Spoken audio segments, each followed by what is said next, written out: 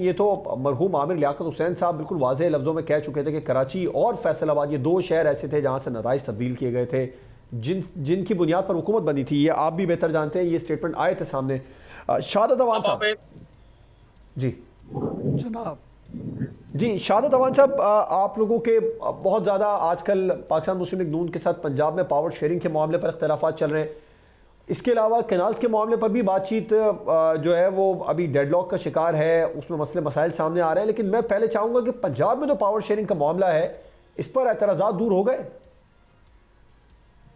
دیکھیں, سب سے پہلی بات تو یہ ہے کہ ندیم قریشی صاحب نے جو بات کی ہے بڑے میں سمجھتا ہوں حب الوطنی والی انہوں نے بات کی ہے, اور ہر پاکستانی یہی چاہتا ہے کہ پاکستان ماشاءاللہ پھلے پھولے چلے. لیکن میں ایک بات ندیم صاحب کو کہوں گا, الیکشن کے حوالے سے یہ جس طریقے سے بات کر رہے ہیں تو قریشی صاحب کو یہ بھی ذرا بولیں, تبصرہ کر لیں کہ کیا خیبر پختونخوا میں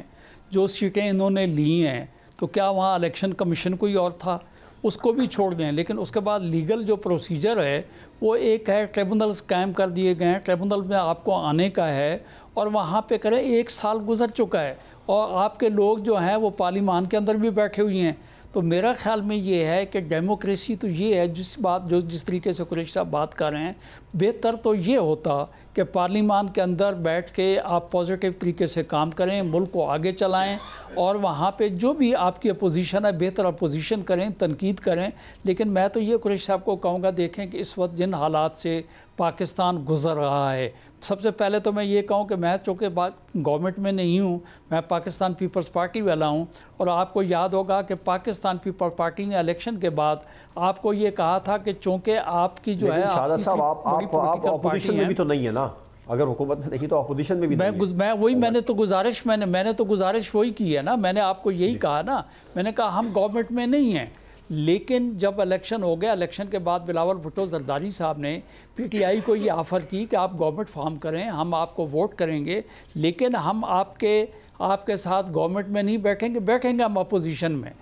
لیکن گورنمنٹ آپ کا حق بنتا. لیکن اس وقت آپ کو معلوم ہے کہ پی ٹی آئی نے بالکل یکسر جو ہے وہ اس بات کو جو ہے انکار کر دیا. اس کو بھی چلیں جو کچھ بھی گورنمنٹ بننی تھی گورنمنٹ بن گئی, اور جو لوگ ان کے 97 یا جتنے بھی لوگ ہیں 87 وہ سارے کے سارے نیشنل اسمبلی میں ہیں, سینیٹرز جو ہیں وہ سینٹ میں موجود ہیں, باقاعدہ وہاں پہ ہیں. لیکن سوائے احتجاج کے علاوہ جو لوگ پابند سلاسل ہیں ان کو چھڑوانے کے علاوہ مطلب ہے وہ کوئی کام نہیں ہے, وہاں مطالبہ کچھ نہیں ہے. حالانکہ یہ مقدمے جو بنے ہوئے ہیں یا جتنے بھی کیسز ہیں یہ عدالتوں نے,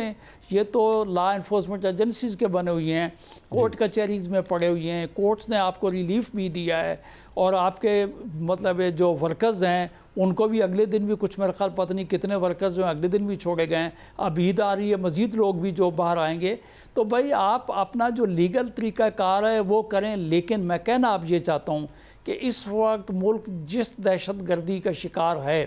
جس صورتحال سے ہم نبرد آزما ہیں, سیاست اپنی اپنی پارٹی اپنی اپنی مینیفیسٹو جو ہے وہ ہر ایک اپنا, لیکن جہاں ملکی سالمیت کی بات ہو وہاں پہ ہمیں بالکل یکجان ہو کر یک آواز ہو کر ہمیں اس کی بات کرنی چاہیے. ابھی آپ یہ دیکھیں نا کہ جس طریقے سے نیشنل سیکیورٹی کی کمیٹی کی میٹنگ ہوئی,